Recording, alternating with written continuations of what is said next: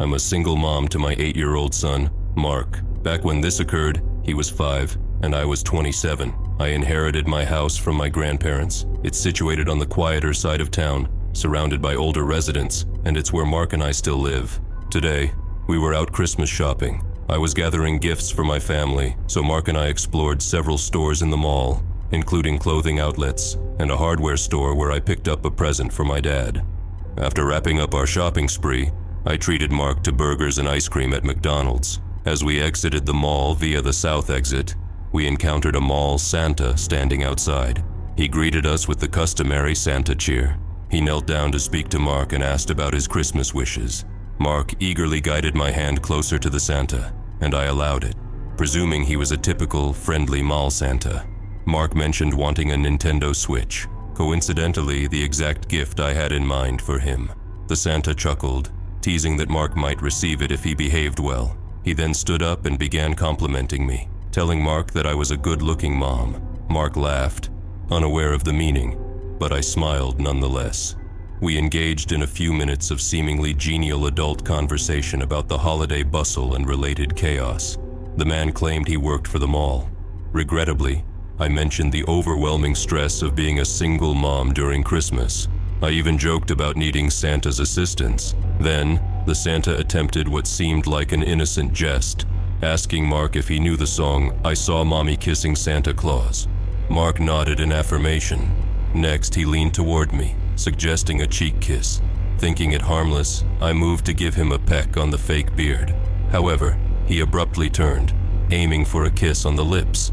Reacting swiftly, I evaded it. His approach felt unsettlingly creepy and aggressive. Despite his attempt at a jolly Santa laugh, there was nothing festive about it. Hastily, I urged Mark to leave, and as we walked away, he shouted, "Merry Christmas." That was the last we heard before driving off past the mall's rear exit. I noticed his absence from the entrance, a detail I wish I had considered more thoroughly. Upon arriving home and securing everything, Mark and I settled in to watch a Christmas movie, seeking solace after the unnerving encounter. Our peaceful time was abruptly interrupted. The doorbell chimed unexpectedly, quite late for visitors. Instructing Mark to stay put, I cautiously approached the door and inquired, "Who's there?" A male voice replied, "It's Santa." My heart sank.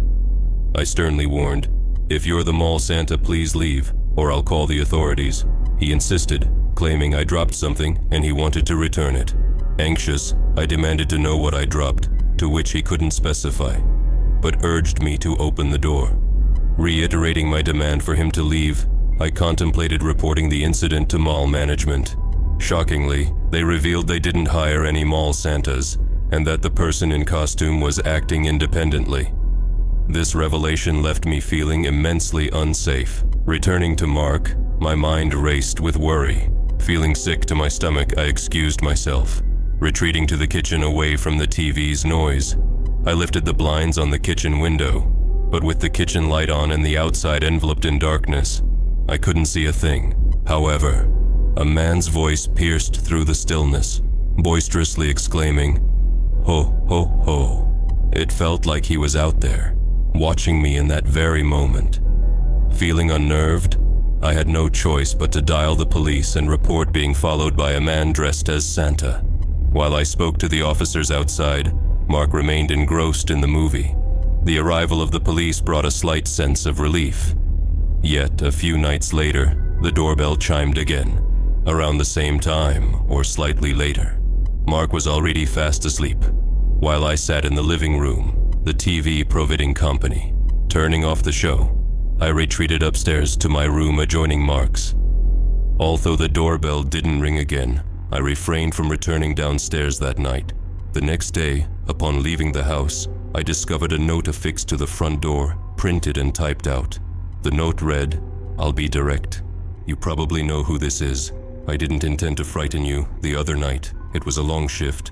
And when a lady engages you after a 6-hour Santa act, things get a bit mixed up. You and your son are the cutest things ever, and I'd love to one day be a part of your family. You can't pretend you didn't feel the connection when we spoke the other night. I already know where you live now. I just need your number.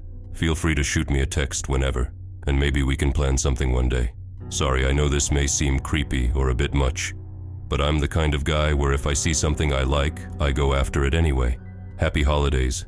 If we don't speak soon, here's my number. Best, Ted. I was tempted to crumple the note, yet I snapped a picture of it instead. Then, I promptly contacted the police, providing them with the note as it had his contact information. The authorities assured me they'd take action. Following that, I received a call the next Monday, likely from a detective, assuring me that the man wouldn't reach out again. They advised me to inform them if he did. Luckily, I never heard from that individual again, and I presumed the police had warned him about potential consequences if he persisted with further contact.